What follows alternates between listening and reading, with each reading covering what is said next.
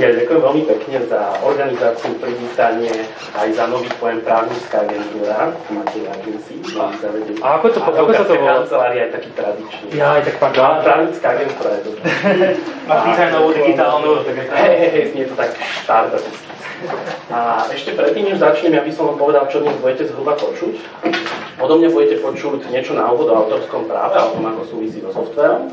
Potom bude pokračovať Peťo, od neho sa dozviete niečo o tom, ako reálne tie autorsko-právne vzťahy, čiže zmluvy o softveroch v praxi fungujú. A potom Jano vám povie niečo o tom, ako si chrániť svoje obchodné meno, ako používať ochranné známky a o niečo o nekalej súťaži a ešte o zaujímavých veci. Dobre, keďže máme každý 20 minút, tak to bude taký crash course trochu, takže bez toho by som ďalej zdržoval. A na úvod úplne jedna základná vec, ktorá možno znie triviálne, ale je pomerne dôležité si uvedomiť. Základnou motiváciou preto, že si chcete chrániť myšlienku, som aspoň ja identifikoval dve veci. Tá prvá z nich je nejaké uznanie v spoločnosti za to, že ste autorom niečoho. Je to, každé vaše dielo je nejaká chodiaca referencia vašich schopností. A to druhou motiváciou sú samozrejme peniaze. Teraz, keďže zadanie bolo o tom, ako si môžete chrániť myšlienky, tak ono to nie je celkom také jednoduché. Závisí od toho, aké myšlienky a tých spôsobov ochrany je strašne veľa. Ja som tu dal príkladom pár. A sú to dizajny, patenty, ochranné známky, obchodné meno, autorské právo, keď vyvíjate nejaké odrody rastlín, to šlachtiteľské osvedčenie, môžete zakazovať konkurenciu a podobne. A v závislosti od toho, čo za myšlienku chcete chrániť, môžete jeden z týchto inštitútov využiť. Keďže veľa z vás, aspoň čo som sa dozvedel, pracuje s softverom, tak jedno z tých kľúčových vecí, ktorú budete bežne, dennodenne asi nie, ale veľmi bežne používať, je autorské právo. A otázka je, čo to autorské právo je. A existuje nejaká zákonná definícia, ale pre zjednodušenie je to nejaké právo, ktoré chráni osobnostné a majetkové práva autora k dielu. Teraz každý z tých pojmov, ktoré som už výraznil, si dá slúžiť nejaký krátky pokec o tom, čo to vlastne je. A začal by som tým dielom. Opäť existuje nejaká zákonná definícia, že to je literárne alebo iné umelecké dielo alebo vedecké dielo. Každý z vás zrejme má nejaké intuitívne cítenie toho, že čo by to mohlo byť. Je to hudba, knihy, nejaké texty, fotografické diela, architektonické diela, čokoľvek z tohto. Čo je pre vás zaujímavé je, že okrem iného je to aj počítačový program, ktorý je vyjadrený typicky v nejakom zdrojovom alebo strojovom kóde, ale nemusí byť nutne len v týchto dvoch podobách. A čo je dôležité je, že je výsledkom vlastnej tvorivej činnosti, čiže nejakým spôsobom originálny alebo pôvodný. Je zjavné, že keď si nejaký program od niekoho okopírujete, čiže celý zdrojový kód, celý software, tak to nebude vaše pôvodné dielo a nebude požívať žiadnu ochranu, preto je dôležité sa zamyslieť nad tým, ako zistiť, či naozaj ste pôvodcom nejakej idei. A to samozrejme neznamená, že nemôžete vytvoriť software, ktorý má funkcionalitu rovnakú ako nejaký iný software, čo je úplne bežné. Ani to neznamená, že ten zdrojový kód nemôže byť podobný. Ale na to, aby ste vedeli, či je počítačový program naozaj vašim dielom, respektíve aby ste vedeli, či to viete nejakým spôsobom dokázať, je dobre zamyslieť sa nad tým, čo by sa stalo, keby ste sa niekedy dostali pred súd a začali by ste sa hádať o tom, že kto to vlastne kedy vytvorí. Čo by sa asi stalo je, že by to dostal do rúk nejaký znalec, ktorý by sa pozrel na to, ako ten strojový kód, ako ten program vyzerá a skúmal by nejakú vnútornú štruktúru toho programovania, čiže skúmal by, ako sú umiestnené a ako sú naprogramované algoritmy a aká je postupnosť nejakých príkazov a potom niečo ako look and feel, čiže ako sa to správa užívateľsky, ako to vníma užívateľ, ako to s užívateľom komunikuje, aké funkcionality mu to prináša. Ďalšia otázka, ktorá, myslím, že už sme sa dokonca aj tu v spote o nej bavili, je, ako dokázať, že ste boli v niečom naozaj prví. Teraz, pravda je taká, že na 100% sa to dokázať nedá, takže sa vždy môžete o tom pred súdom hádať, ale dá sa pomôcť tomu, aby ste pred tým súdom mali nejaké silnejšie argumenty. A to sa dá spraviť rôznymi spôsobmi. Zásada je viesť si nejakú evidenciu, čo môže byť e-mailová komunikácia. Môžete si to uschovať v banke, môžete si to uschovať u notára, môžete dokonca použiť aj nejakých svedkov, ktorí vám dosvedčia, že ten program ste naozaj využili vy. Netreba zabúdať, že týmto viete, ak vôbec, preukázať, že v nejakom čase bol takýto kód váš. To samozrejme neznamená, že ste s ním prišli prvý a môže sa stať, že niekto iný príde s inými dôkazmi, ktoré budú presvedčivejšie pre sudcu a ten spor o autorstvo by ste prehrali. Ale tá prevencia je dôležitá. A druhá vec, ktorá je podstatná, je, že ak už teda máte nejaké poňatie o tom, že či je ten program váš, či ste naozaj jeho pôvodcami, tak je dôležité zistiť, že odkedy je to dielo vlastne chránené. Ono je chránené vtedy, keď je objektívne vnímateľné ľudskými zmyslami. To je taká strašná právničina. V zásade to znamená, že musí byť v nejakej forme zachytené. Môže to byť elektronická alebo písomná podoba, môže to byť trvalé alebo dočasné. A môže to byť zdrojový alebo strojový kód. A ak máte tieto dve veci, čiže je to niečo, čo je objektívne vnímateľné a je to zároveň niečo, čo ste pôvodcom, v zásade sa môžeme baviť o diele. Konkrétne to môže byť aj nejaká dokumentácia, ktorá k výrobe, k naprogramovaniu toho programu vedie.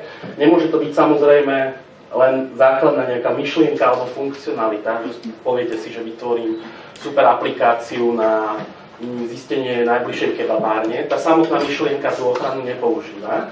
Ale keď to dostanete do nejakej fázy, ktorá vedie k vytvoreniu počítačového programu, tak už sa o tom rozprávať dá. A to je opäť niečo, čo by asi posudzoval znalec, nakoľko je ten vývoj toho programu pokročilý. Čiže ak sme sa bavili o tom, že čo je to autorské právo, tak je to niečo, nejaké právo, ktoré chráni dielo. Čiže to dielo musí byť pôvodné, inými slovami nesmie byť skopírované a musí byť vnímateľné s tým zmyslami, musí byť objektívne. A ďalšia podstatná vec je, že ak už nejaké takéto dielo máte, dobrá otázka je, že aké práva sa k nemu viažú, inými slovami, čo s tým dielom môžete robiť, čo vám zákon priznáva, naopak, čo vám priznáva zákon, aby ste sa bránili voči ostatným, ktorí to s vašim dielom robiť nemôžu. To právnické delenie je zhruba na nejaké osobnostné a majetkové práva.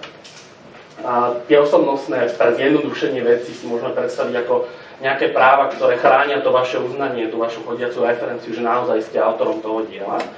A tie majetkové si môžeme predstaviť ako niečo, čo chráni váš investovaný čas a váš potenciálny zisk na trhu, keď sa vám to podarí presadiť. Tie osobnostné práva má len autor, čo môže byť len fyzická osoba, v zásade programátor. A zahrňajú právo na zverejnenie diela, čiže vy môžete rozhodnúť o tom, že to dielo niekde nejakým spôsobom vedete na trh, zverejníte, jednoducho postaráte sa o to, aby to videl niekto iný. Zahrňa právo na autorstvo, čiže to, že vy môžete to dielo označiť, že je vašim výtvorom. A zároveň sa môžete brániť proti tomu, aby niekto to dielo označil za svoj výtvor. A ďalej zahrňa právo na nedotknuteľnosť diela, čiže nejaké zásahy alebo nejaké iné zníženie hodnoty vášho diela. To sú základné veci, ktoré ako autor máte. Tieto práva sa previesť nedajú, čiže sú vaše a zanikajú v zásade vašou smrťou, až na nejaké výnimky, že ochrany autorstva a neznižovania hodnoty sa môžu domáhať aj vám blízke osoby, súrodenci, starý otec, deti a podobne. Tá druhá časť, ktorá chráni vaše peniaze, to čo právnici volajú majetkové práva, tá sa týka, ono je to komplikovanejšie, ale v zásade nielen autora, čiže môže to byť aj právnická osoba, a zahrňa hlavne právo na použitie diela, čiže to dielo môžete samozrejme, ten program môžete samozrejme používať pre svoje účely a zároveň môžete rozhodovať o jeho použití, že v praxi rozmnoženiny, čiže kópie, ich šírenie, licencie, poplatky, o čom bude hovoriť Peťo, ako v praxi to uvádzanie na trh cez nejaké zmluvné vzťahy funguje. Na rozdiel od toho predošlého, toto zaniká 70 rokov po smrti autora, respektíve pri spoluautoroch až po smrti toho, kto z nich zomrie neskôr. A myslím, že to pre vás nie je až tak úplne podstatné, lebo ten svet softvéru je relatívne dynamický, ale nikdy neviete, či nevymyslíte niečo, čo 70 rokov niekto nebude chcieť používať. A sú nejaké výnimky, kedy je možné použiť ten program aj bez súhlasu autora. To by bolo v prípade vyhotovenia nejakej záložnej rozmnoženiny na to, aby ten program mohol fungovať, prepojenie programu s počítačom, ak samozrejme účelom bolo, aby na nejakom konkrétnom hardwareovom systéme fungoval, a nejaká súčinnosť nezávisle vytvorených programov. A v zásade sú to výnimky z pravidla. Ďalšia dôležitá otázka, koho chráni autorské právo. Na začiatku som hovoril, že autora, ale nie je to celkom tak pravda. Ono chráni autora, ale nie len autora. A v závislosti od toho, ako vzniklo, autor je úplne zjednodušene a pravdivo povedané ten, kto to dielo vytvoril. Hoci niekedy to býva komplikované, samozrejme ten software sa vytvára pomerne komplikovanými spôsobmi. V zásade je to ten, ktorý nejakým spôsobom do toho zdrojového kódu zasahuje, čiže nebude to zákazník, ktorý vám urobí nejaké vychytávanie bugov, nebude to typický tester, bude to nejaký programátor alebo niekto, kto vypracoval systémový dizajn alebo analýzu. Ale okrem autorov, čiže okrem fyzických osôb, chránia autorské právo aj niektoré špecifické subjekty. Pre zjednodušenie, keďže už asi študenti príliš nie sú, ak ste nevytvárate programy pre svoju školu alebo univerzitu, to bude zamestnávateľ, pre ktorého ste vy, alebo ak ste zamestnávateľ vy, ak pre vás vytvoril zamestnanec dielo v rámci výkonu pracovnej činnosti, čiže na základe nejakých pokynov, ktoré vy ako zamestnávateľ svojmu zamestnancovi môžete dávať. A v tom prípade vy vykonávate majetkové, ale aj tie osobnostné práva v praxi. Čiže vy ako zamestnávateľ rozhodujete o tom, kedy sa program uvedie na trh, dokonca aj pod koho menom, rozhodujete o tom, že aké budú licenčné poplatky a tak podobne. A obdobne to platí pri objednávateľovi na nejakom zmluvnom základe pri spoločnom diele.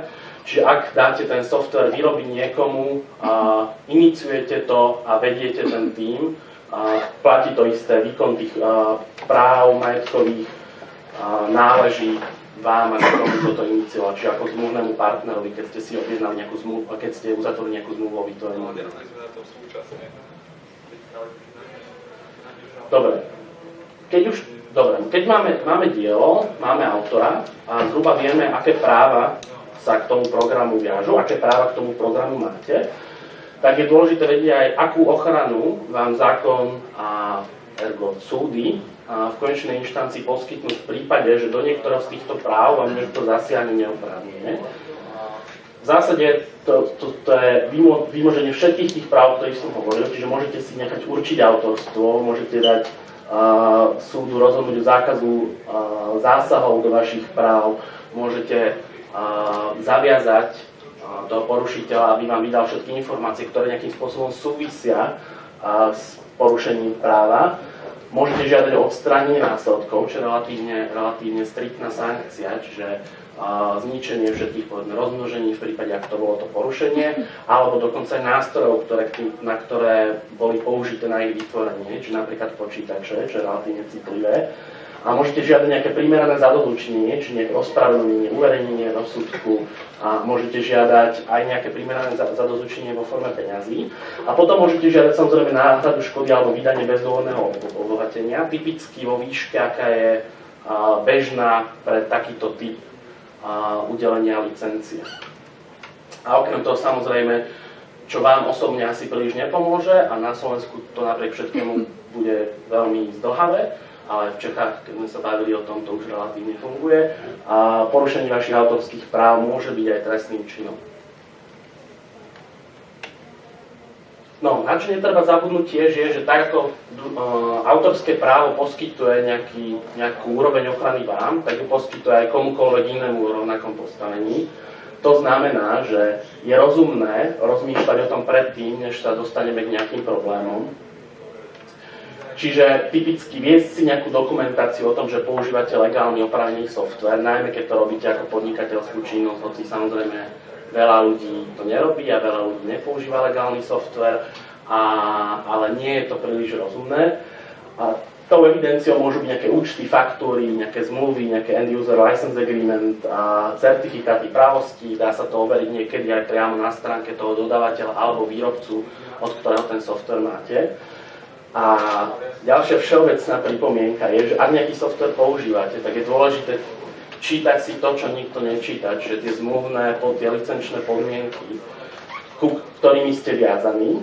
A ďalšia vec, viem, že veľa ľudí používa open source software a tam je dôležité si uvedomiť, že hoci samozrejme tá všeobecná idea, nejaká idea voľnosti a slobody a že tie zdrojové kódy sa zdieľajú, málo kedy je použitie open source bez podmienok a závisí od toho, akú licenciu, a sú rôzne typy, Apache, Mozilla, GNU, GPL, MIT, akú licenciu používate a je rozumné si pozrieť, na aké licencie váš open source založený.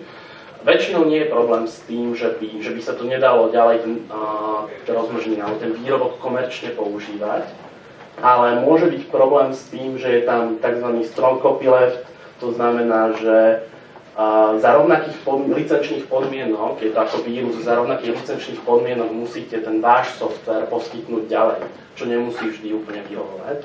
A samozrejme sú aj nejaké prípady, keď je komerčné použitie zakázané, to je jeden špecifický, nejaká licencia bola Creative Commons, keď vidíte niekedy NC, tak komerčné využitie povolenie.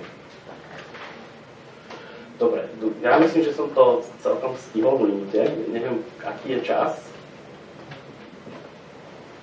Meria niekto čas? OK. Dobre. A dohodlíme sa s kolegami, že všetky otázky, na ktoré sa veľmi teším, lebo v tých 20 minútach sa dá urobiť naozaj nejaký všeobecný úvod, vám zodpoviem potom, ako dokončíme tie prezentácie. A odovzdal by som slovo Peťovi, ktorý vám povie niečo o tom, ako v praxi tie zmluvy fungujú. A slovo. Len pár úvodných slov, skôr než sa spustí tá moja prezentácia. Ďakujem Jakubovi za tú jeho prezentáciu, myslím, že bola veľmi dobrá, lebo skutočne tá problematika je veľmi rozsiahla, je tam neskutočne veľa otázok, o ktorých môžeme diskutovať a jednoducho sa to nedá stihnúť za jeden večer a nedá sa to tak jednoducho, tak rýchlo vysvetliť. Po druhé, nechápem, ako to stihol tak rýchlo vysvetliť, ja to asi nestihnem za tých 20 minút, ale tiež sa pokúsim neformálne a čo najexpresnejšie všetko prejsť. Názov témy je zmluvná ochrana práv duševného vlastníctva, so zameraním na ten software. Ako ja už spomínal, keď sme sa pred týždňom rozprávali o tom, čo vám vlastne povedať, tak sme sa dozvedeli, že skutočne ten software je niečo, s čím všetci viac menej robíte. Ono sa môže zdať, že tá téma je veľmi, veľmi zúžená, ale mnohé tie pravidlá, alebo teda väčšina z nich sú univerzálne aplikovateľné. Najmä ak hovoríme o tom zmluvnom práve, o tom, čo máte robiť, čo môžete podpísať, čo nemôžete podpísať a čo nikdy nenapíšte na papier. To sú pravidlá, ktoré proste platia v akomkoľvek právnom odvetví a s ktorými sa stretávame nielen v rámci softwarového práva, nielen v rámci práv duševného vlastníctva, ale aj všade nie. A čo je vlastne zmluvná ochrana? Prečo vlastne sa zmluvne chrániť? V prvom rade, vy ste podnikateľe. Vy vykonávate nejakú podnikateľskú činnosť a v rámci tej podnikateľskej činnosti, opäť ako ja to povedal, vy sa snažíte dosiahnuť nejaký zisk. Na to, aby ste ten zisk dosiahli, musíte mať, alebo teda mali by ste mať aspoň akú takú garanciu, že kdokoľvek, s kým sa na niečom dohodnete, bude plniť tie svoje povinnosti. Zároveň musíte poznať jeho povinnosti a musíte mať zájedno v tom, že čo kto má spraviť v rámci toho zmluvného vzťahu. A vždy, keď niečo robíte, tak vždy je to zmluva. Či je ústna, či je písomná, je to zmluva. A ak si budete dávať pozor na to, čo vlastne píšete na papier, ak budete mať čistotu v tých zmluvných vzťahoch, tak budete mať vyššie šance v tom, že vám neuletia peniaze von oknom, že dostanete to, čo ste chceli a nie menej, lebo sa zrazu na niečom nedohodnete. A hlavne sa vyhnete sporom. Pretože spory sú niečo, čo v rámci biznisu, s tým sa každý stretne skôr či neskôr, niekto častejšie, niekto menej často. A najmä, ak rozumiem, že ste startupisti, máte veľa kamarátov, spolupracujete medzi sebou. Tie kamarátske vzťahy sú úžasná vec, pomáhajú, ale ako náhle ide o peniaze, tak idú bokom. Vždy, keď dojde na peniaze, tak sa začnete hádať, to je proste fakt a ak so mnou niekto nesúhlasí, tak neakceptujem. Začnem tým najlepším. A najčastejšie nedostatky zmluv. Opäť neberte to ako nejaká kritika, toto je niečo, s čím sa stretávame opäť každý deň. Ak nejaký dobrý právnik skutočne niečo nepripraví, tak tá zmluva proste má nejaké nedostatky a najčastejšie to pri laikoch, alebo teda ľuďoch ako vy, ktorí sa venujú tomu biznisu, tomu vývoju, tomu predaju a proste nemajú čas sa venovať tej právnej stránke. A nie je ani dôvod, aby sa aj venovali. A na to sú právnici. A prejdem to bodovo a skutočne čo najrýchlejšie. Ústne dohody. Zákony vo všeobecnosti hovoria, že môžete uzatvárať zmluvy či už ústne alebo písomne. V niektorých prípadoch vyslovene hovoria, že tá zmluva musí byť uzavretá písomne. Ak nie je písomne, tak nemáte žiadnu zmluvu, je neplatná. Ako sú tam nejaké spôsoby, ako to potom riešiť tú vzniknutú situáciu, ale to je opäť moment, do ktorého sa vy nemôžete dostať, pretože keď sa do neho dostanete, tak máte nejaké dodatočné náklady, máte nejaký spor, máte stratu času a mnohokrát máte neúspech v tom biznise. To nechcete, takže vyhýbajte sa ústnym dohodám, ktoré neviete dokázať, že ste sa s niekým na niečom dohodli. Ľudia zabúdajú, ľudia menia názory a môžete rok fungovať na nejakej ústnej dohode a po roku zrazu vyjde najavo, že ten druhý povie, ale počkaj, ty si povedal niečo úplne iné. A máte tam proste spor a máte ústnu dohodu a teraz poďme sa hádať o tom, kto má pravdu, poďme to dokazovať. To je problém, to aj ja som povedal. To dokazovanie, to je dlhodobý proces a veľmi zložitý. Čiže všetko, čo robíte, robte písomne. Ja z toho vychádzam aj ďalej v texte. Ak sú nejaké zmluvy, napríklad licenčné, ktoré zo zákona musia byť písomne, neviem, či som to tam napísal, ak som to tam nenapísal, tak berte to ako pravidlo, všetko písomne, vždy. Po druhé, zmluvy uzatvárané už v prebiehajúcom procese. Čo tým mám na mysli? Mám tým na mysli asi to, že vy sa s nejakým zmluvným partnerom, nejakým kamarátom dohodnete na tom, že pre neho niečo urobíte, niečo mu dáte, niečo mu dodáte, niečo poskytnete nejakú službu, on vám má zaplatiť. Dohodnete si podmienky, po 3 mesiacoch už máte niečo vytvorené, už sa to nejak kryštalizuje, finalizuje, idete mu to za 2 týždne odozdať. Zrazu si uvedomíte, že, alebo teda uvedomíte, zrazu príde on za vami, alebo vy za ním, že počujú, ako, poďme to nejak formalizovať, máme nejaký papier. A neviem, iné vo firme chcú, aby sme to mali písomne. Nerobme to len takto ústne, predsa len malo by sa to robiť písomne. A keď začnete písať tú zmluvu, alebo keď vezmete ten jeho návrh, tak zrazu opäť prídete na to, že tam je niečo úplne iné, ako ste si na začiatku dohodli. A opäť v tom štádiu už je neskoro, začnete sa hádať, začnete zjednávať a zrazu nemáte zisk 1000, ale máte zisk 900 alebo 800. Čiže pekne začnite najprv nejakým rokovaním, k tomu sa ešte dostanem, potom prejdete do tej zmluvy a až potom začnete vykonať reálne tú prácu, až potom investujete skutočne ten čas do toho biznisu, lebo ináč je to veľmi rizikové. Vzory používané z internetu, kopírované texty z iných zmluv. A vy si určite myslíte, že my právnici nemáme radi zmluvy z internetu, a preto nám berú robotu. Nie je pravda. Oni nám až tak veľa roboty, podľa mňa nám neberú robotu, pretože tie zmluvy z internetu nám skôr robia. Pretože tie zmluvy kolujú po tom internete. To sú proste dokumenty, ktoré si stiahlo niekoľko 100 ľudí, 100-krát ich prepísalo, vždy ich prispôsobilo svojim podmienkam, spravil tam XY chyb a potom to buchli späť zverejnili na ten internet. Vy keď stiahnete takú zmluvu a chcete ju použiť na ten svoj zmluvný vzťah, ak nie ste perfekcionista, ktorý sa vyzná v tom práve, tak neviete ju prispôsobiť tým vašim potrebám a opäť, ak dojde k nejakému nedorozumeniu, nejakému konfliktu s tým zmluvným partnerom, z tej zmluvy vy nevyčítate nič. Len to, že máte 6 povinností a všetky tie povinnosti si navzájom si odporujú. Teraz to je skutočne komplikovaná vec. Takže preto hovorím, že nám tieto zmluvy z internetu skôr robia prácu pre nás, lebo my tie spory potom musíme riešiť. A ako to, že by nám vadili z nejakého iného dôvodu.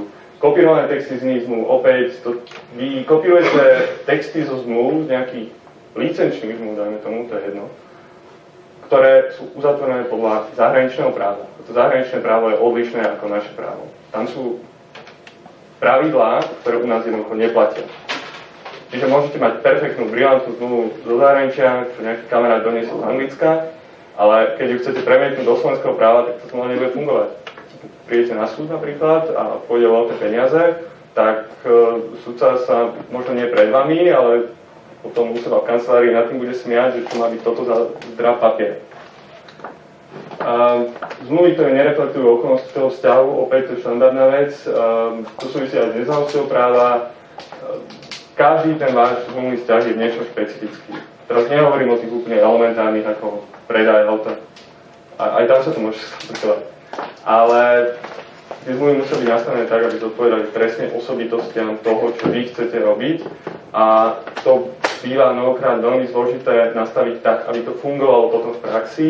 Takže dávajte si na to tiež pozor a radšej sa poradte s niekým, kto má s tým skúsenosti, nemyslím tým právnikov, myslím tým niekoho, kto reálne sa v tom vyzná v rámci vášho biznisu napríklad, čo vám ušetrí veľa komplikácií do budúcna. Oddelené zmluvy, mnohokrát uzatvárate zmluvy, ktoré spolu súvisia. Dodávate niekomu hardware a zároveň aj software. A často sa stretávam s tým, že tieto zmluvy sú oddelené. A potom nastane nejaký problém, dáme tomu s tým hardwareom, vy ho neviete dodať, druhá strana odstúpi od tej zmluvy a potom máte druhú zmluvu, ktorá na základe ktorej by ste mali ďalej plniť, to je na ten software, opäť z právneho hľadiska je to riešiteľné, ale aby ste sa vyhli nejakým zlým vzťahom, radšej si dajte tých pár minút a skúste tie zmluvy prepojiť, odkázať na seba, ak jedna zmluva zanikne z nejakého dôvodu, tak aj druhá. A naopak. Extrémne komplikované dojednania. Keď viete, že niečo neviete splniť, tak to nenapíšte na papier. Stretol som sa s prípadom, kedy jedna spoločnosť, ktorá vyvíjala software, sa dohodla na spôsobe vlastne dodania toho softvéru. Malo to cca 5 strán štandardného textu. Tam boli také povinnosti, a to sama tá zmluvná strana to navrhla do tej zmluvy a trvala na tom, aby to tam bolo. Neviem, či to bol nejaký ústretový krok, to je jedno, ale nedokázala to splniť.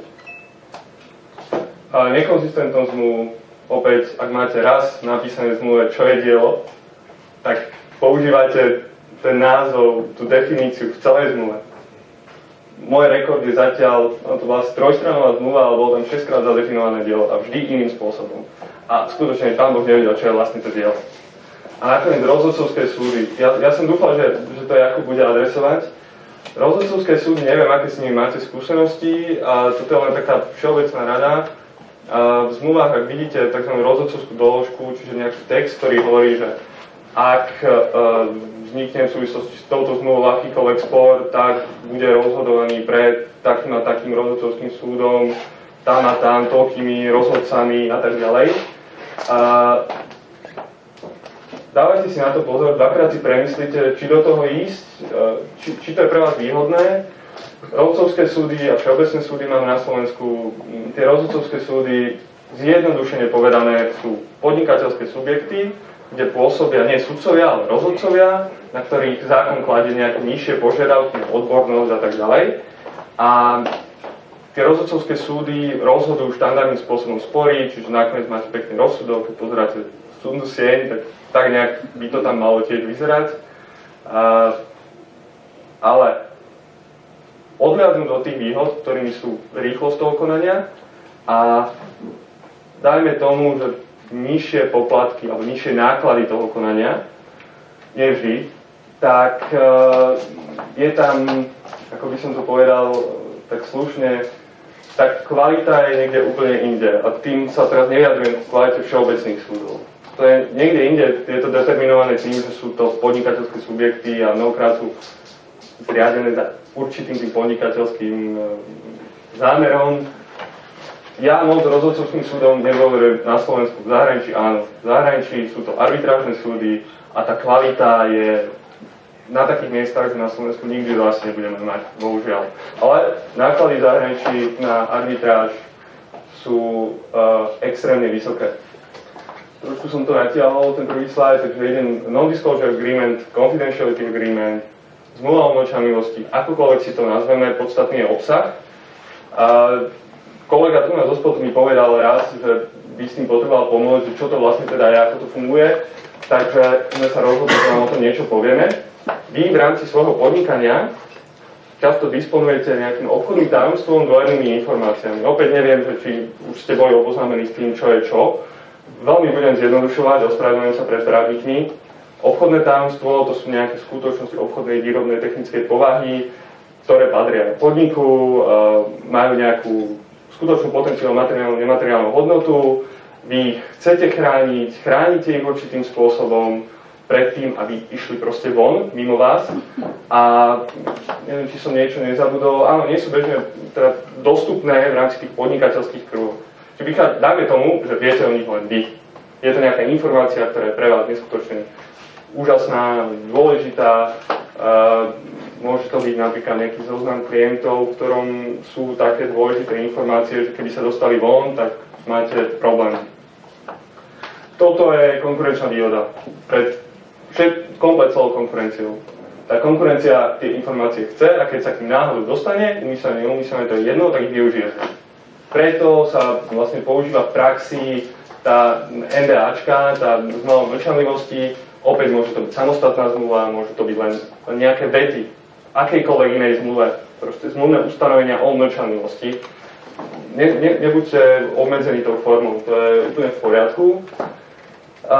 Tým účelom je, aby ste vymedzili, že čo je vlastne dôverná informácia, čo je obchodné tajomstvo, vy si tam určite, rovno preskočím ďalej, prejdem na tú štruktúru, vysvetlíte si v tej zmluve, že ja ti chcem v rámci nejakej biznisovej ponuky sprístupniť, chcem si urobiť ponuku a v tej ponuke budú nejaké informácie. Tieto informácie sú pre mňa úplne extrémne dôležité a ja nechcem, aby sa tie informácie dostali kamkoľvek voľno od seba. Toto sa stáva. Alebo naopak, dojde za nami niekto a povie, chcem, aby si mi ty spravil ponuku. Ale na to, aby si mi ty spravil ponuku, tak ti asi musím sprístupniť ten môj systém, dajme tomu, niekde vo firme, a tam mám takéto informácie. Takže na to, aby si mi ty vedel tú ponuku spraviť, ja si to sprístupním, ale podpíšeme zmluvu o tom, že tie informácie tam ostanú, prípadne sa dostanú na krátky čas k tebe, ale za žiadnych okolností nejdu von od teba. Kamkoľvek von. Vymedzte si v tej zmluve určite účel, proste popíšte príbehovo, čo je cieľom toho celej tej zmluvy. Opäť, to, čo som teraz povedal, tá ponuka, napríklad. Opíšete, chceme vám spraviť ponuku, vy nám musíte poskytnúť nejaké informácie, tak nám ich poskytnete, ale zaviažeme sa k tomuto a tak ďalej. Záväzok mlčanlivosti, napíšete pekne, záväzok zachovať mlčanlivosť ohľadom takých a takých informácií. Tie definície, ja som vám teraz povedal, čo je obchodné tajomstvo, dvojné informácie, to je niečo iné, to sú informácie, ktoré nie sú vlastne, zachádzam do také teoretické roviny, tak to poviem úplne zjednodušene. Dvojné informácie sú informácie, ktoré si vy sprístupňujete a vy trváte na tom, aby boli utajené. Ale nemajú ten špecifický charakter obchodného tajomstva, proste dáme tomu nesplňajú niektorý ten znak. V zmluve si vždy upravte ten postup sprístupnenia. Napríklad, dostanete CDčko, dostaneš obálku, v ktorej budú nejaké papiere, dostaneš papiere, na ktorých bude pečiatka, dôverné, obchodné tajomstvo, bude tam uvedené nejaké číslo tej strany, alebo pošlem vám mail s dokumentom, ktorý bude zaheslovaný a na papieri si dám to heslo. Tých alternatív je veľa, podľa toho, čo vám vyhovuje. Pri tých jednoduchých zmluvných vzťahoch ja rozumiem, že to nie je nevyhnutné, je to zaťažujúce, ale ako náhle pôjdete do hĺbky toho biznisu a začnete pôjde o veľké peniaze, už to má význam. Určite, kto budú oprávnené osoby, ak poskytujete nejakému zmluvnému partnerovi obchodné tajomstvo, ten zmluvný partner to môže byť spoločnosť, ktorá má 500 zamestnancov. A teraz nejakým spôsobom tam nemáme upravené, že kto v tej spoločnosti má prístup k tým informáciám. Tak, ak je to možné, dohodnete sa, tak si určite pekne v zmluve konkrétne osoby, napríklad project manager, jeho jeden nejaký podriadený zamestnanec, takým a takým menom, oni jediní budú mať tým informáciám prístup. Sankcie, škoda, tie sankcie, tým myslím nejakú pokutu za to porušenie, vždy to dávate na jednotlivé porušenie, mala by byť primeraná, čiže ak máte zmluvu na 100 000, tak necháte pokutu za milión. To je jednoducho neprimerané a opäť vás potom niekto vysmeje. Škoda určite zodpovedá osoba, ktorá porušila tú zmluvnú povinnosť a v dôsledku toho porušenia, ak vám vznikla nejaká škoda, tak za ňu zodpovedá. A o tom sa tu môžeme tiež potom neskôr porozprávať, ako to funguje, ale zjavne na to nebude teraz priestor. Zničenie informácií, ak splnilo to sprístupnenie tých informácií, to poskytnutie informácií ten svoj účel a už nie je dôvod, aby s nimi ďalej tá osoba nejakým spôsobom pracovala, tak musia byť zničené, vrátené. To je jedno, opäť si nastavte ten spôsob, ten postup, akým sa to spraví a nech vám to nejak potvrdia, že áno, potvrdzujeme, že sme vtedy a vtedy takým spôsobom zničili všetky informácie, konkrétne následovné dokumenty, následovné súbory a tak ďalej. A neexistuje nikde žiadna kópia, nič. Teraz taká otázka, ako určite to každého z vás napadlo, či to je, alebo to nie je hodnoverný ten dokument, alebo keď vám ten zmluvný partner povie, že ja som to všetko zničil. Uveríte mu? Ako ja osobne mu nikdy neuverím.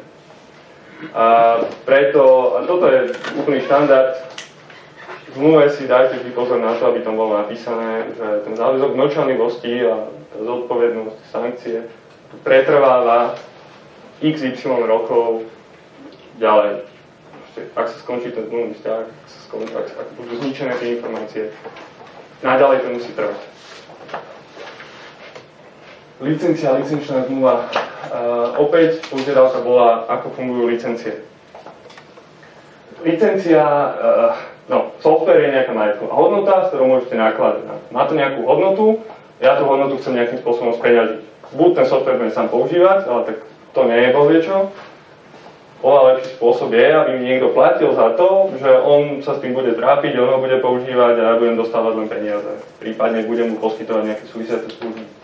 Na to slúži licencia. Z formálnej stránky opäť samostatná zmluva, licenčné podmienky. A teraz trošku odbočím, ma napadlo, ja som dneska si objednal jednu knihu cez internet, cez Martinus.sk, a len tak som klikol na licenčné podmienky, neviem, kto ich písal, možno niekto z kolegov, ale tam máte vzor, podľa mňa, perfektne napísaných licenčných podmienok. Nie sú napísané tak, ako píše väčšina slovenských právnikov, čiže tak, že by im niekto nerozumel. Sú napísané tak, ako keby to bola nejaká beletria, proste príbeh, prerozprávané. My spravíme toto, to je popis príbehu, ktorý sa má stať, alebo sa teraz deje. A to je vlastne tá úprava toho zmluvného vzťahu. Tam máte 100% istotu, že pochopíte, čo je tam napísané. A že to pochopí každý. Brávce licencie, poskytovateľ licencie, nadobúdateľ licencie, tam niečo vysvetľovať. My sa pohybujeme teraz v autorskom práve, v tom copyrighte. Autorský zákon upravuje, čo je licencia, upravuje ešte aj, čo je vlastne autorské dielo a k tomu sa ešte dostanem. Ak budete písať nejakú licenčnú zmluvu, otvorte si ten zákon, je to pár odsekov a vždy si pozrite každý jeden bod, aby ste tam mali napísaný. Ja to robím doteraz a aj keď si ich pamätám, proste vždy niečo nepreskočím. Minimálne to už musí písané. A teraz vám poviem niečo o vzťahu k softvéru, čo sa týka tých, ako štruktúrovať tú licenčnú zmluvu, ak hovorím o softvéru. Poprvé, špecifikácia softvéru. Opäť, je to veľmi zjednodušené, je to veľmi zúžené len na ten softvér, ale toto platí aj v iných prípadoch. Softvér sa pokúste identifikovať tak, aby každý rozumel, čo to je. Ja som to napísal, že nepopísať funkcionalitu, to je môj osobný názor. Stretol som sa s tým aj v odbornej literatúre a prečo? Podľa mňa to nemá význam. Podľa mňa úplne postačuje, ak identifikujem ten softvér cez názov, ktorý je nejak ujednotený. Určite nejaký softvér nemá 5 názvov, aspoň dúfam, možno vy poznáte niečo aj nie. A napíšte tam vývojovú verziu, aby nikto nemal pochybnosti o tom, čo to je. Keď vieme, čo je predmetom tej licencie, že k čomu ja som aj nepovedal, čo je licencia, dávať niekomu súhlas na to, aby nejakým spôsobom použil to vaše dielo. A on vám za tento súhlas zaplatí. Ak chcete, aby vám zaplatil, môžete aj bez platu. Čo je licencia? Udelujete niekomu súhlas s použitím toho diela. Software. Právo a spôsob použitia diela. A z licencie teda musí vyplývať to právo užívať software, spôsoby, veľmi som to zjednodušil. Právo použiť, právo meniť, právo doplniť, príklad použiť na vytvorenie nového programu a tak ďalej. Zákon nehovorí vám nejak presne, že aké spôsoby tam sú. On ich len nejakým spôsobom príkladno uvádza ich vo všeobecnosti pre rôzne diela, nielen pre software a počítačový program, ale aj pre iné diela. Ja som to teraz skutočne tak zjednodušil a na odporúčanie, akú licenciu udeliť, poviem vám to takto, to závisí od toho, čo chcete dosiahnuť. Ak vás nezaujíma osud toho softvéru do budúcna a chcete proste jednorazovo vyťahnuť z toho peniaze, tak dajte všetko. Ak nechcete, tak nedajte skoro nič. To závisí od okolností. Keď sa dostanete do situácie, že sa budete o tom rozmýšľať a máte nejaký biznis model nastavený, tak tomuto prispôsobte. Proste sa nad tým zamyslíte, čo všetko aby mohli robiť. A zamyslíte sa nad tým, čo by ste vy na ich mieste robili, čo by ste chceli dosiahnuť. A potom je to už len rokovanie o tom, dá im to, oplatí sa mi to, zarobím na tom, nezarobím na tom. A v praxi aj na všetky spôsoby použitia známe v čase uzatvorenia teda tej zmluvy alebo udelenia licencie. To je taká formulácia, ktorá vychádza zo zákona, alebo v zákone je, že nemôžete udeliť licenciu na niečo, na taký spôsob použitia, ktorý nie je známy. Tak teraz v praxi to všetci otočia, že môžete udeliť na všetko, čo je známe. Mne sa tá formulácia nikdy nepáčila, ja ju nepoužívam. A neviem, či na Slovensku bol nejaký spor ohľadom toho, veľmi pochybujem. Ja si to radšej nejak premyslím, že na čo to spraviť, ale možno kolegovia budú sa k tomuto vedieť vyjadriť potom Q&A, alebo či sú s tým oni OK. To je môj len taký vnútorný pocit. Ako skutočne, možno niekto viac praxu povie, že je to OK. Nie je to také nepríjemné. Rozsah licencie, časový, územný, množstevný, opäť dôležité. Časový, ako dlho má tá licencia trvať. Môže trvať rok, môže trvať 2 roky, môže byť po dobu trvania autorsko-právnej ochrany, to je opäť taký zaužívaný pojem, aby sme sa vyhli všetkým tým problémom. Územný rozsah vymedzí vlastne, kde môžete použiť, kde tá osoba, ktorá nadobudne licenciu, môže použiť to dielo, ten software. Môžete si určiť, ako chcete. Množstevný rozsah, myslím, že to hovorí samo za seba. Možno zinštalovať len na niekoľkých počítačoch, nejaká serverová licencia na maximálny počet užívateľov. Opäť podľa okolností toho konkrétneho prípadu. Asi najzaujímavejšia časť, odmena za licenciu. A všeobecne môžete sa dohodnúť na tom, že tam bude odmena. Môžete sa dohodnúť na tom, že tam nebude odmena. Neviem, ja sa nerád dohadujem na tom, že tam nebude odmena, čiže tým sa teraz nezaoberám. A ak tam bude odmena, napíšte ju tak, aby každý chápal, aká je. Nesnažte sa ju zahrnúť za nejakú cenu, pod nejakú cenu diela, ktoré s tým, keď na základe zmluvy o dielo dodáte niekomu dielo, autorské dielo a dáte tú licenciu, takže ju schováte pod tú cenu. To je opäť postup, ktorý podľa mňa nie je správny. Oddelte to, napíšte to výslovne. Musí zodpovedať spôsobu, rozsahu, účelu, času použitia softvéru. Áno, to hovorí zákon. Akým spôsobom nastaviť tú odmenu? Myslím, že to je tiež taká otázka, s ktorou sa stretávate. Jednorázovo, opakovane, podľa času trvania, podľa vášho biznis modelu. Môžete ju naviazať, ďalej píšeme o licencii poplatku za upgrade, poplatok za právo sublicencie, neviem, či je to správne miesto, kde som toto zaradil, ale každopádne vy môžete udeliť niekomu súhlas s tým, aby on ďalej udelil licenciu, nazveme ju sublicenciou. Čiže tam dochádza k nejakému reťazeniu. Vy poviete svojmu zmluvnému partnerovi v rámci tej licencie, že ty môžeš použiť toto dielo takýmto spôsobom a dať mu súhlas, aby on mohol ďalej udeliť ten súhlas. A on potom pôjde ďalej a jednoducho dáme sublicenciu v rozsahu tej svojej, alebo v menšom rozsahu, a teraz on na tom začne zarábať. Čiže aj treba si premyslieť aj toto, či chcete, aby ten software išiel ďalej k ďalším osobám, či nie je rozumnejšie nedať to právo sublicencie a radšej ísť za tým potenciálnym partnerom priamo a zarobiť dvakrát. A výnosová odmena, toto je veľmi štandardná vec, najmä u distribútorov, kedy si naviažete tú odmenu za licenciu na nejaký percentuálny podiel z jeho tržieb, čo on licencuje ďalej, čo on rozširuje ten software, zjednodušene povedané. A čo môže byť veľmi dobré, ale môže to byť aj zlé, keď je proste nešikovný a nejak to nevie predať, tak zrazu ste v situácii, že on negeneruje ten zisk, preto ani vy negenerujete ten zisk. Takže môžete si dať, zaražte sa v zmluve, alebo teda zaražte v zmluve, aby predal, aby v tom roku zarobil nejakú sumu. Máte právo to kontrolovať z jeho účtovníctva a keď ju nezarobí, tak tá zmluva zanikne nejakým spôsobom. Ak sa na tom dohodnete. Čo je rozumné, pretože pôjdete za niekým iným, ak to nechcete robiť priamo, a potom to bude on robiť. A nie ste viazaní to stavať. Výhradná, nevýhradná licencia, to je ďalšia taká skutočnosť, ktorá sa uvádza a musí sa uvádzať pri tých licenciách. Pri výhradnej licencii, ak niekomu dáte ten súhlas, tak mu poviete, len ty môžeš používať na základe tejto licencie ten software. Ja ho používať nemôžem a ja nemôžem ho dávať ten súhlas ďalej. Pri nevýhradnej, presne opak, dávate mu súhlas a poviete, môžem ho dať ďalej a budem ho používať aj ja ďalej.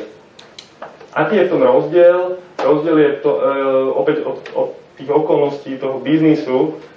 Výhradné licencie sa dávajú v situáciách, keď robíte niečo, skutočne nejaké riešenie na mieru niekomu, niekomu, kto chce zamedziť tomu, aby ten software používala konkurencia. Proste chce byť jediný, kto to má. Pravda, že? Ak niekto od vás chce výhradnú licenciu, tak pekne nech zaplatí viac. Ale to asi, myslím, že rozumiete aj vy. Pri nevýhradnej licencii to tak nie je. Typický príklad, všade uvádzaný a je to proste také šírenie krabicového softvéru. A ešte jedna poznámka, ako je to, keď niekomu udelím výhradný súhlas, som povedal, že nemôžem dať niekomu inému ten potom ďalší súhlas. So súhlasom toho prvého môžete.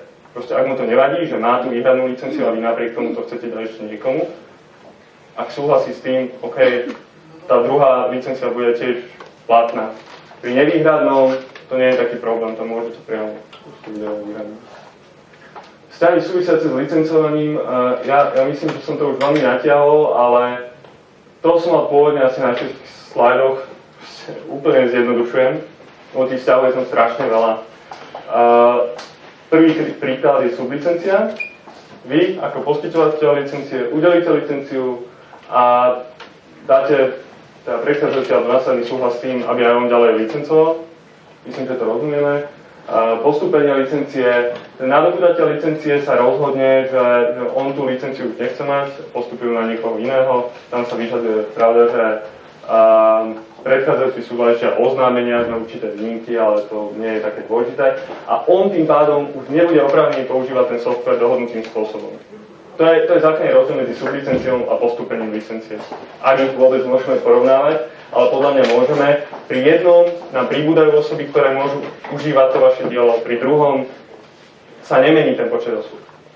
A nakoniec výkon majetkových práv. No, strašne som dúfal, aby Jakub hovoril o výkone majetkových práv. Neviem, či mám o tom niečo povedať. Dobre, takže stručne. On vám povedal jednu pravdivú vec. Máte osobnostné a majetkové práva. Osobnostné sú tie morálne, ja som autor a tak ďalej. Majetkové sú tie, chcem zarobiť, chcem to speňažiť, chcem rozhodovať o tom, kto to môže použiť, kto to nemôže, tak a kto mi bude platiť. To je neprevoditeľné, to je proste vždy na autorovi, autor môžete byť každý jeden z vás, ale nie spod ako taký, lebo to je právnická osoba a právnická osoba nemôže byť autor. Keby sme boli niekde v Anglicku, tam môže, ale tu na nie. A teraz, pri zamestnaneckom diele, čiže pri diele, ktoré vytvára programátor ako zamestnanec pre svojho zamestnávateľa v rámci plnenia svojich pracovnoprávnych úloh a tiež pri zmluve o dielo podľa autora, kedy vlastne vy ako fyzická osoba sa dohodnete s niekým, že mu vytvoríte nejaké dielo. Ten režim je rovnaký a vždy sa to považuje, aj tá zmluva o dielo sa považuje za taký ten zamestnanecký vzťah. V týchto dvoch prípadoch zákon počíta s tým, že že ten zamestnávateľ, ten objednávateľ, ako keby zamestnávateľ, investuje peniaze do vás. Vy proste pre neho robíte, vy robíte všetku síce tú prácu, ale on za to platí. On by mal mať viac tých práv. Nemôžete na neho previesť tie majetkové, vidíte v nejakej zmluve, že prevádza všetky autorské práva a tak ďalej, tak nie. Tak zákon zvolil takúto formuláciu, že zamestnávateľ bude vykonávať majetkové práva. Nebude ich mať, vždy ich má ten autor, fyzická osoba, zamestnanec, alebo teda zhotoviteľ toho diela, ale vykonávať ich bude zamestnávateľ. Možno to všetci chápete, možno to trošku ťažšie pochopiť.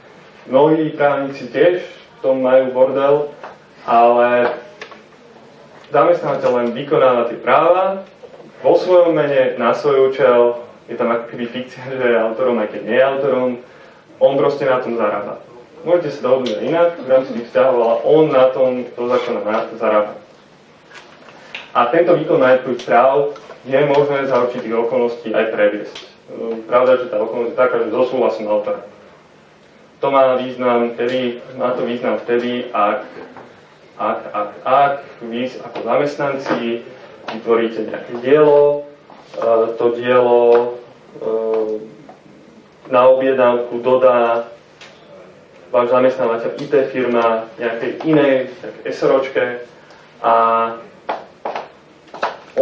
tá SROčka bude chcieť vykonávať tým majetkové právo, alebo je to silná firma, buchne po stole, povie, keď ja ti za to zaplatím, a tým to musíš proste dať a ja to budem robiť a ja nechcem ťa licenciu, lebo licencia je o ničom, chcem vykonávať majetkové práva, tak tá firma povie, že dobre, zaplatí viac a prevedie na tú SROčku, váš zamestnávateľ prevedie na tú SROčku výkon, opäť je to počiarknuté, nie majetkové právo, nemôže, ale výkon majetkových práv so súhlasom vašim.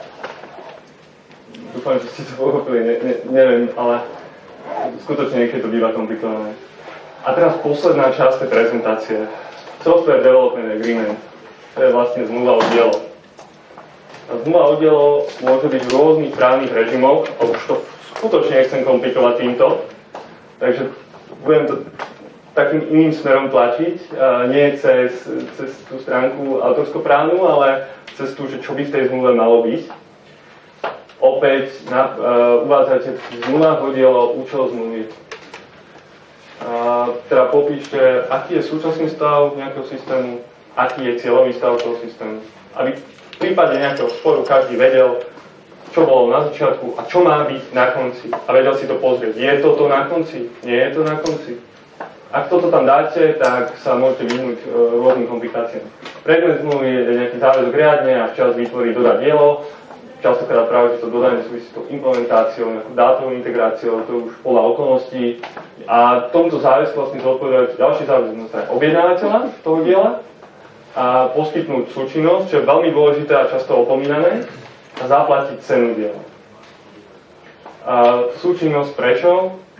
Pretože málo kedy vy vytvárate nejaký software, ktorý funguje tak, že vy si sadnete, naprogramujete to, napíšete to, dojdete, dáte mu to, alebo to nainštalujete, alebo čokoľvek a zrazu to ide. To tak nefunguje. Vy ste proste v komunikácii so zamestnancami tej druhej firmy, oni vám poskytujú nejaké informácie, napríklad v preklade NDAčky, komunikujete, vymieňate si tie informácie a keď tie informácie nemáte, tak neviete postúpiť ďalej vo vývoji toho softvéru. A môžete sa dostať do omeškania, čiže upravte si ten postup, akým sa bude poskytovať súčinnosť. Funkcionalita, to sú tie vlastnosti, myslím, že to viete všetci. A počítate s tým, že v rámci toho vývoju softvéru prichádzajú do úvahy rôzne zmeny, takže si nastavte v tej zmluve aj nejaký spôsob, kto bude schvaľovať zmeny, aké rozsiahle môžu byť tie zmeny, koľko ich môže byť, ako sa budú predĺžovať tie lehoty v rámci toho plnenia. Teraz, ak vám deň predtým, než máte odovzdať ten software, niekto zavolá, ale ja tam chcem túto drobnosť zmeniť, ale na to bude trvať 3 dní, tak aby ste tam mali proste priestor na tie zmeny. Za to vždy zodpovedá nejaký projektový tím, ktorý na tom pracuje. Ten medzi sebou komunikuje, hlási si tie vady, dajme tomu v rámci testovania, funguje reporting, vymieňajú sa informácie. Oni majú oprávnenia tie rozhodovacie, to som už povedal, že dohodnite sa, ako sa bude rozhodovať o zmenách v rámci toho procesu. Tak som spomínal aj rollback a tak ďalej, oprávnenia, to je jedno, to je neskôr. Reps and warranties, to sú nejaké vyhlásenia, proste dajte do tých zmluv, alebo trvajte na tom, aby tam vyhlásili tie zmluvné strany, čo môže, čo má, aké má autorské práva a tak ďalej. Vady, k tomu sa dostanem na ďalšom slajde, už to je posledný. Zodpovednosť za škodu, možnosti limitácie. No, možnosti limitácie sú veľmi, som povedal, že to nestojí za reč. A aj tak vo väčšine zmluv to je napísané, čiže nezodpovedáte za žiadnu škodu. Vôbec. Ale to tak nefunguje. To je neplatné. To, môžeme o tom opäť diskutovať, ale praktická stránka je taká, že ono to má odstrašujúci efekt často. A ako nejaké možnosti tam sú, ale skutočne už veľmi to naťahujem. Školenie, dokumentácia, to všetko súvisí s dodávkou softvéru. Odstúpenie opäť, ak proste nemá nejaké vlastnosti ten softvér a nie je možné ich odstrániť, tak sa tam dohodnite na tom, ako odstúpiť. A teraz ešte pár vybraných otázok skutočne k tomu Software Development Agreement a ja končím. Akceptačné testy, neviem, či ste sa s tým stretli. Tak viete, ako fungujú, takže to môžem preskočiť. Ale pre tých, ktorí nevedia, každý software má nejaké vady, vždy tam niečo je, vždy niečo nefunguje. Vy máte povinnosť dodať to dielo riadne, čiže bez vad. Dohodnite sa na tom, čo znamená bez vad, alebo určite sú nejaké objektívne merateľné kritériá, na základe ktorých sa bude v rámci nejakého testovania, záťažových testov posudzovať, či ten software skutočne teda má tie dohodnuté vlastnosti, a neviem, bude tam nejak percentuálne určitý počet tých vád, opäť zjednodušujem, 98% vidie vám, že má software 99, druhá strana to musí prevzať. A nemôže tam vymýšľať hlúposti, že ale je tam ešte toto a toto a toto, musí to prevzať a zaplatiť. Fikcia schválenia, tiež mnohokrát dosť užitočná vec. V rámci tej komunikácie už neviete sa ďalej pohnúť, potrebujete niečo schváliť z protistrany. Ak v zmluve niečo nastavte, tak som činom, že keď vás o niečo požiadam, o súhlas s niečím a vy mi ten súhlas nedáte, ja neviem, do 3 dní, tak sa to považuje, že ste mi ten súhlas dali. A to som len vypichol nejaké drobnosti. Súvisiace dodávky, to som tiež naznačil.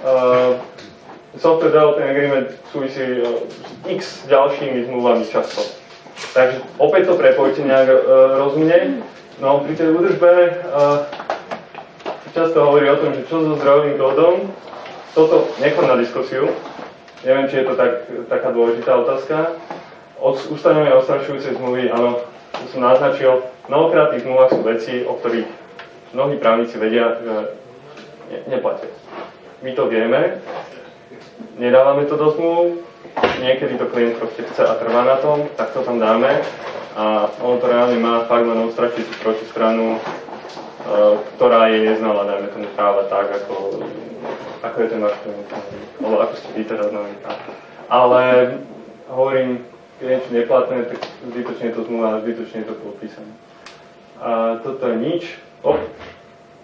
Tak asi už. Keby ste mali nejaké otázky, ďakujem za pozornosť a dávam slovo ďalej. Moje meno je Jan Lazur, ja spolupracujem s advokátskou kanceláriou Taylor Racing VC a v podstate môjim cieľom je nejaké mini prednášky v rámci tejto série bude povedať niečo o obchodnom mene a právnych známkach o domene. Celý princíp je to, že už ako kolegovia naznačili, keď sa pohybujeme v rámci nejakého právdušeného vlastníctva, vždy máte nejaký produkt, ktorý idete na trh. A ten produkt vždy ponúkate pod určitým menom a okolo toho vznikla celá kategória brandingu a potom neskôr rebranding a podobných vecí. Takže ja by som sústredil hlavne na nejaký praktický význam pri začiatku podnikania. Len v stručnosti obsah si prebehneme hodnota obchodného označenia, obchodné meno, porušovanie práv obchodného menu, potom niečo ochranným známkam a úplne posledné by som spomenul domény, ktoré sú svojím spôsobom špecifické, ale súvisia tak s obchodným menom ako aj s ochrannými známkami. Ono teda zaujímavé bude, to je v podstate každý rok sa buduje nejaký ranking najcennejších značiek na svete. To je v podstate posledné aktuálne, čo som našiel. A z týchto 100 značiek som vybral tých 10 a hodnotu uvádzajú v miliónoch dolárov, takže vidíme, že Apple uvádzajú k nim 185 miliónov. A uvádzam to kvôli tomu, že v podstate všade môžete vidieť ich značky a aby sme si predstavili, že ten ten celý ten ranking ide dole a vy prichádzate s tou firmou na trh, v podstate s novým produktom, tak začínate niekde úplne na spode, že hodnota vašej firmy by bola 0. A v podstate podľa toho, ako ste úspešní, vaša hodnota môže rásť a nikdy nie je vylúčená, aby ste sa naozaj dostali medzi najhodnotnejšie značky na celého sveta. Keď sa teraz budeme venovať konkrétne obchodnému menu, tak ono je špecifické v tom, že či už podnikáte ako živnostník alebo ako SROčka, vždy vstupujete na trh pod určitým obchodným menom a to je vyžadované napríklad či už pri založení obchodnej spoločnosti alebo už len pri tom, keď si chcete nahlásiť živnosť, musíte uvieť, ktoré obchodné meno budete mať. Niekedy je trošku zrádne s tým, že na Slovensku vám zapíše v podstate obchodný register čokoľvek. Dokedy to nie je obchodné meno, ktoré používa niekto iný, identické. Keby sme zobrali značku Apple SRO a keby už to nejaká ďalšia bola, tak to obchodný register nezapíše, ale s tým, že vy tam zmeníte potom len nejaké Apple 2, Apple 3, ešte sa nechránite v tom mysle, aby ste si teraz povedali, že OK, tak keď to zapísal obchodný register, tak som teraz čistý, všetky práva mám vyklírované a viem, že ma nikto nebude žalovať. To obchodné meno takisto ako ochranné známky a potom aj domena v podstate plní podobné funkcie. To individualizačná, že označí vás a váš produkt na tom trhu, takisto je garančná, keď už máte produkt, ktorý má určitú kvalitu, tak zákazník, keď si kúpi produkt, kde vidie vaše obchodné meno, respektíve vaše označenie tohto daného produktu, tak vie už približne očakávať, akú kvalitu ten produkt bude mať. To už potom v podstate súvisia s tým úzvaním dobrej povesti a tým imaginárnym vstúpaním do rebríčku hodnoty, ktorú vaša firma ako taká bude mať. Čo sa týka obchodného mena, to je špecifické od porovnaní s ochrannými známkami a domenami v tom, že vždy pri jednej spoločnosti môžete mať len jedno obchodné meno. Mám 10 produktov, môžete tam mať 10 ochranných známok, 10 domén založených, ale vždy tu môže mať iba jedno obchodné meno v rámci jednej firmy. Samozrejme, keď chcem si budovať nejakú optimalizovanú štruktúru, tak môžem tam mať 10-15 SROčiek, každý bude mať svoje vlastné meno. Ale to je v podstate ten ďalší krok. Nie je to krok pri tom, keď začínam podnikať, v podstate už otázky trošku komplikovanejšie a niekedy sa ním človek začne zaoberať až v priebehu tej existencie spoločnosti. S tým súvisia aj to, že to obchodné meno samozrejme môžete zmeniť, keď ste dospeli do štádia, že chcete teraz zmeniť obchodné meno na nejaké ďalšie, nie je problém, obchodný register takisto zapíše. Ale vždy treba na to pamätať, čo som už spomínal, že to obchodné meno by ste si mali, keď rozmýšľate nad tým, ako obchodné meno použiť, mali by ste rozmýšľať nad tým, aby to nebolo zamýteľné s obchodným menom iných konkurentov, aby v podstate dávalo nejaký ten šmrn z úvodzovka k tomu vášmu produktu. K tomuto možno, keď som sa ešte vrátil k týmto značkám, keby sme išli ďalej, tak na nejakom 13. mieste je firma Amazon. A možno v tom nie je to veľmi známa informácia, ale Jeff Bezos, zakladateľ Amazonu, keď zakladal Amazon, tak ešte v roku 1994 nepoužil obchodné meno Amazon. On použil obchodné meno Cadabra Incorporated, čo malo vyplývať z nejakého abracadabra slovného spojenia, ale keď volal svojom právnikovi a povedal mu to obchodné meno, tak ten sa hneď nastrašil, že to znie ako kadáver, čo je v latinčiny mŕtvola, tak ten Bezos si uvedomil, že fú, a tak sa asi musím zmeniť. Tak nakoniec to niečo pri Amazone a ako sa zdá, bol to aj úspešnejšie, ale to, čo som človek pozeral, tak len v Európe má Amazon registrovaných 147 ochranných známok. No, keď sme teraz prišli k tomu, že ako môžete porušiť práve obchodného menu, to je vždy strana minca, ktorá má dve strany. Buď ste vy ten subjekt, ktorý môže teoreticky porušiť práva iných vašich konkurentov, alebo subjektov, ktorí sú na tom trhu, alebo ste naopak vy ten, ktorého práva iné tretie subjekty porušujú. Čiže najčastejšie neoprávnené použitie môže byť uvedenie vášho obchodného mena alebo časti obchodného mena v obchodnom mene inej firmy, v ochrannej známky inej firmy, v logu, v názve domény, v texte webovej stránky.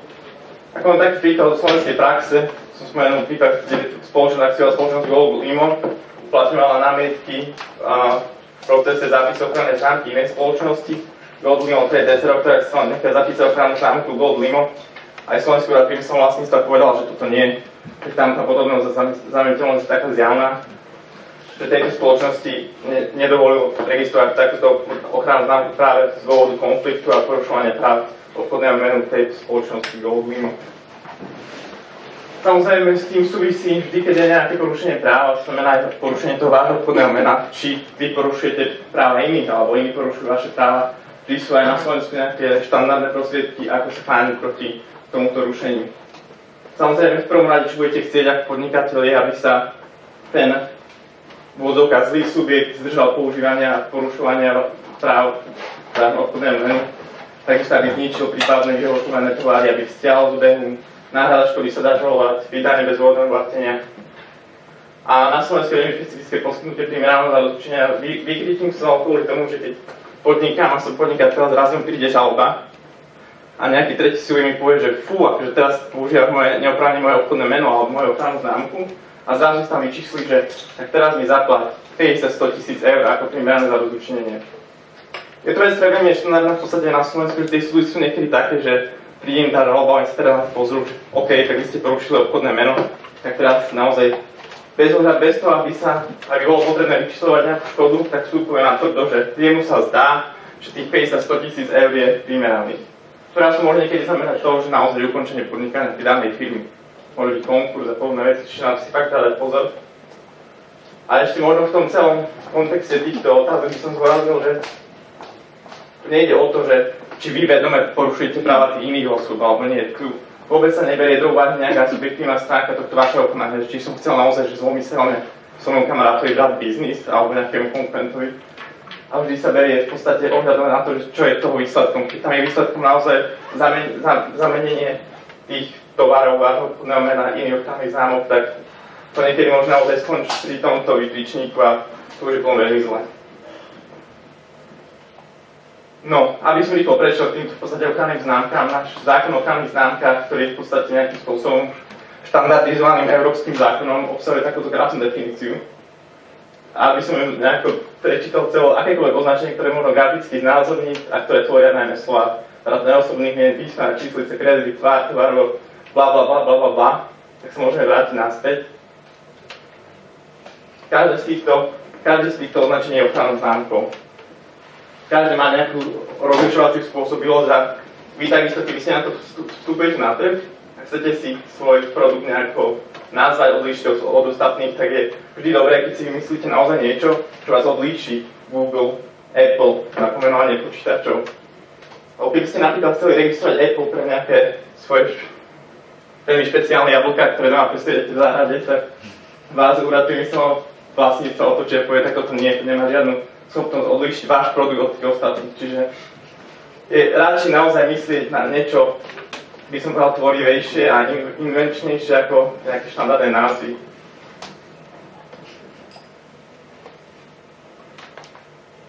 Čiže v rámci tej komplikovanej definície je to v podstate všetko. Potom, keď som už išiel k nejakým špecifikám, tak pre vás je vždy dôležité chápať to, že keď si registrujem ochrannú známku na Slovensku a je ten váš produkt, tak vždy to má len tzv. teritoriálny dosah. Keď budem predávať svoj produkt alebo ponúkať na Slovensku a keď mám iba slovenskú ochrannú známku, tak ma v podstate v Čechách nechá nič. Keby som chcel aj tam pristúpiť k tej svojej ochrannej známky, tak by som musel tiež registráciu na Českom úrade priemyselného vlastníctva a tak ďalej.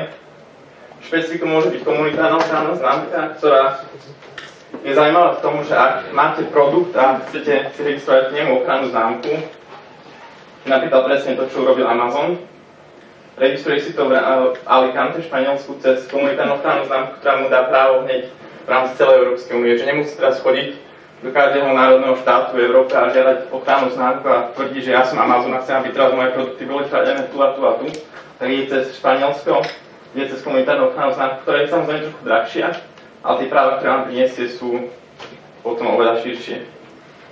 Ako som spomínal, rozdielným porovnaním s vašim obchodným menom sú také, že tých ochranných známok môžete mať strašne veľa. Sa vytvárajú celé portfólio ochranných známok, ako som aj spomínal, Amazon a podobné. Sú ochranné známky, sú na stovky, oni si v podstate snažia sa každý nový produkt, s ktorým prichádzajú na trh. Ešte predtým, ak je vôbec na trhu, tak majú registrované ako ochrannú známku, aby sa v prípade nejakého ďalšieho konkurenčného boja vedeli rýchlejšie chrániť. A ako som už spomínal, keď chcete si registrovať ochrannú známku na Slovensku, tak tá suma 166 eur je v podstate ešte taká, že relatívne nízka. Keby sme chceli komunitárnu ochrannú známku, tak tie sumy sú buď 900 eur alebo 1050 eur za jednu ochrannú známku, v závislosti od toho, či to je podávané elektronicky alebo reálne v papierovej podobe. To konanie na Slovensku možno znie niekedy tak príliš profesionálne, že zapisovanie a registrovanie ochranných známok je v zásade jednoduché. Ja si myslím, že každý z vás, čo tu sedíte, by ste si vedeli úplne podľa postupov, ktoré sú na stránke Úradu priemyselného vlastníctva, vyplniť sám formulár svoje ochranné známky. A ja verím tomu, že v 10% prípadov by nám to normálne prešlo. Už to od komunitárneho ochranu známky je to trošku iné, lebo tam do určitej miery aj jazykové bariéry, tie postupy, ktoré sú pri tej európskej známke, sú trošku horšie a pritom vždy si treba skontrolovať na tejto stránke, či už sa nenechádza na tom, v tom registri konkrétneho subjektu, či už to je slovenský úrad priemyselného vlastníctva alebo španielský oheň, ochranná známka presne a ten istý váš produkt, ktorý máte. V tom prípade vám to okamžite zamietli a vy ste stratili tých 166 eur, 950. Samozrejme, keď to chce mať človek, akože posunúť to riziko toho, že vám to známku nezapíšem a nejaký tretí subjekt môžete hovoriť advokát kancelária, ale to v podstate nejak to manažujú. Možno toto by mohlo byť v určitých prípadoch celkom výhodné pre vás. Ak som už na trhu, som v odzvukách ten Amazon a vidím, že ďalšia firma si registruje podobný tovar s podobnou ochrannou známkou, tak ja možno 3 mesiacov potom, čo je tá cudzia ochranná známka zverejnená, podávať námietky a presne to, čo robila tá spoločnosť Gold mimo, tak tvrdiť, že tak úrad toto mi nezapíš, lebo to porušuje moje práva a môj produkt môže byť na základe toho zamietnutý s tými inými. Celá v podstate tá dôležitá ochranná známka je v tom, že keď by som dával produkt bez toho, aby som mal tú ochranu, tak vždy stále som chránený, akože viem, keď sused predáva ponúka ten istý v odzvukách softwarový produkt pod tým istým menom, tak môže byť cez nekalou súťaž, to je strašne komplikované na slovenských súdoch. Vy cez nekalou súťažou tam musíte preukazovať oveľa viac tých aspektov. Je medzi nami nejaký súťažný vzťah, je to jeho konanie v rozpore s dobrými mravmi a podobne. S ochrannou známkou je to oveľa jednoduchšie, tam v podstate ten súd by sa pozrel. Toto je ochranná známka vaša, toto je produkt suseda a povie jasne, je to zamietnuté, podobné, on sa snaží ťažiť z vašich aktivít a z vašej snahy, tak v tom okamihu by ste vy v podstate vyhrali a už môžete žiadať aj náhradu škody aj všetky ostatné nároky, ktoré vy máte v zmysle zákona. Čo týka platnosti, keď zaplatím tento poplatok 166 eur, získam ochrannú známku, jednu ochrannú známku na 10 rokov.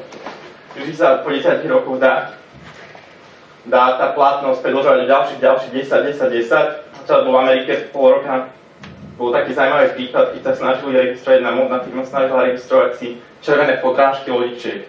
Pre nich práve to dôležité, že dalo by sa teoreticky ísť cez registrované dizajny a podobné ďalšie prípady, ale pri ochranných známkach vy máte šancu získať nekonečnú ochranu. Keď budete stále každých 10 rokov obnovovať vašu známku, to môže byť 200, 300, 400 rokov a ten potenciál toho, že to stále ostane v vašich rukách, je daný v podstate len v odzvukách s ochrannou známku. Práva majiteľ ochrannej známky sú v podstate podobné ako správami, ktoré máte aj v rámci svojho obchodného mena. Máte právo výlučne označovať svoje tovary a služby ochrannou známkou. Môžete si písať reálne, čo čas vidíte všade, či už produktov na internete, ERCO, Register Trademark, alebo aj len Trademark, skrátka TM. No a ako som už spomínal, tá známka v podstate vám chráni to, aby vám tretie subjekty, v podstate vaši konkurenti, neťažili z vašej rozlišovacej spôsobilosti, aby neťažili v podstate z vašich aktivít z toho, ako vy ste boli schopní prezentovať sa aktívne na tom trhu a v podstate poskytovať kvalitné služby. Podobne ako pri licenciátorskom práve aj pri ochrannej známke, kde niekto veľmi kreatívny a si vytvorí nejaké vlastné logá podobné a registruje ako ochranné známky, tak vždy môže v podstate ten svoj nejaký biznis model predávať ďalej. Buď ako predať, v úvodzovkách predať, prevedie práva k tej svojej ochrannej známky a tretí subjekt tým pádom, ja keď to predám na kolegu, tak ja sa stavujem akýkoľvek práv a on je ďalší nositeľ týchto práv, ktoré potom ďalej bude vykonávať. Alebo to môžeme robiť naopak, že z toho úvodzovkách kvázi, keby nechám prenajať. Mám nejaký príjem za to, že ten iný subjekt, s ktorým som mal nejakú zmluvnú vzťahu, vyplatí za to, že tú ochranu známku môj môže užívať. Takisto je úplne komplikovanejšie, keby som chcel žiadať úvery z bank a podobné veci. Keby Apple založil svoju ochrannú známku, zmysel založeného práva, tak by to na ne dostalo veľmi veľa, že zmysle. Keď tých peňažných prostriedkov v bankách a podobné práva by bol štandardný prejav založeného práva ochrannej známky, ako niečo podobné, keď máte založený dom. Prostriedky ochrany vás ako majiteľ ochrannej známky sú v zásade tie isté ako pri obchodnom mene, naozaj tie, že tých tých miest, kde sa tieto v podstate právne možnosti prelínajú, sú tých miest je veľmi veľa. Takisto návrat do školy, bezúhonné obrátenie, primerané rozlučnenie. A to bolo v podstate všetko o tých ochranných známkach. A záver by som venoval doménám, ktoré sú veľmi špecifické v tom, že podobne ako obchodné mená, ochranné známky, takisto majú svoje funkcie propagačná, informačná v rámci marketingovej aktivity. Tá doména zohráva veľmi zásadné miesto. A špecifické je to v tom, že slovenská právna úprava v podstate nejakú konkrétnu reguláciu domén neobsahuje. Sme si definovali alebo citovali definíciu ochrannej známky, tak pri doméne to v podstate nie je. V tomto ohľade potom sú najdôležitejšie pravidlá, ktoré menom priestoru, ktoré uplatňuje SKNIC pri registrácii národných domén. V tomto je ohľade takisto špecifikom určitej dôležitosti domény najvyššej úrovne EÚ, kde to v podstate rieši celé nariadenie komisie z roku 2004 a celý ten režim, ktorý sa vzťahuje na domény EÚ. A dôležité je však povedať, že keď vám vznikne spor o vaše právo užívať určitú doménu, je jedno, či to je národná alebo či to je európska, že v podstate skončíte v zásade na slovenskom súde. Samotné, ako iste viete, prideľovanie domény je v zásade založené na princípe chronologického poradia, že kto príde, ten primelie. Ale toto je tiež také pravidlo, ktoré môže byť zrádne. To, že ešte mám registrovať na seba doménu, neznamená, že aj tie doménové práva k tej doméne reálne budem mať. Lebo už ako aj uvádza SKNIC v rámci svojich pravidiel, tak držiteľ domény v zásade pri tom, ako si registruje doménu, vyhlasuje, že dbá o to, aby jeho doména neporušovala práva tretích osôb. A sú to práve práve ochrany známkám a obchodné možnosti, ktoré sme spomínali pred chvíľou. Čo by ste možno tiež niekoho prekvapí, je, že už aj na Slovensku v podstate posledné 2-3 roky máme relatívne veľké množstvo sporov, ktoré boli rozhodnuté, ktoré sa týkali práve domén. Išlo aj o tzv. Klasické domain squatting a podobné veci, kde si niekto registruje doménu nejaké známe značky a snaží sa potom predať a ponúkať, že tak za 500 € predám tú doménu. Samozrejme, on to až také jednoduché v praxi nie je. Aj slovenskí súdy v podstate išli v zásade tým smerom, ako išli ostatné západné štáty, takisto Spojené štáty americké, okresný súd v Bratislave. Veľmi správne skonštatovali, že samotná existencia doména je právna povaha, nie je regulovaná žiadnym právnym aktom v podstate na Slovensku. Ale potom tiež sa odvíja od toho, že kedy vy máte právo a nemáte právo. Nemáte právo užívať doménu, keď porušujete právo obchodného mena iných subjektov a podobne je to s ochrannými známkami. Keď som už spomínal tie doménové spory, tak toto sú len niektoré z nich. Bleskovky SK sa súdili s Novým časom, topky, bleskovky vyhrali topky v podstate a bleskovky si to museli nejakým spôsobom upraviť. V tom ILI SK to bol zase zaujímavý spor v tom, že nebudem menovať, ktorá konkrétna reštaurácia sídliaca na Poštovej ulici robila takú standu, že si nechali svoje obchodné meno linkovať z domény ILI.sk. Čiže kto klikol na ILI.sk, bol automaticky prehodený na stránku tejto reštaurácie na Poštovej. A samozrejme som povedal, že tá reštaurácia porušila právo, boli tam, že zdržanie sa konania aj primerané zadozučenie, čiže vždy si treba dať pozor, že tým, že si registrujem skôr ILI.sk, tak ešte neznamená, že to nebude mať problém.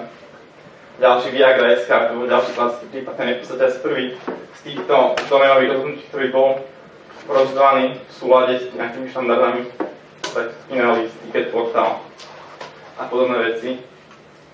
A tým to skončí. Takže ak sme sa ešte stále naposledy vrátili k tej mojej tabulke na začiatku, takže som to asi ukončil tým, že vždy, keď začínate a sa snažíte dostať z toho spodu hore, tak čím viac myslíme na tie práva, na tie ochranné známky, tak tým máme väčšiu šancu, že keď budem niekde tu na, alebo niekde nižšie, tak nepríde komu nám nepoviem, že tak ty používaš to obchodné meno 5 rokov nezákonne a potom, keď niekto prišiel za Microsoft, tak ty si teraz porušil moje práva, sú povie, že áno, porušil si, tak by teda musel zmeniť celú svoju finančnú štruktúru jeden do len kvôli tomu, aby vyhovoril tomu svojmu rozhodnutiu, čiže mať v hlave tento nejaký gráva toho, kde chcete, aby sa ten váš produkt nachádzal a v takom bezpečí, aby ste boli vy a ten váš produkt na tom trhu. Takže to je to z mojej strany.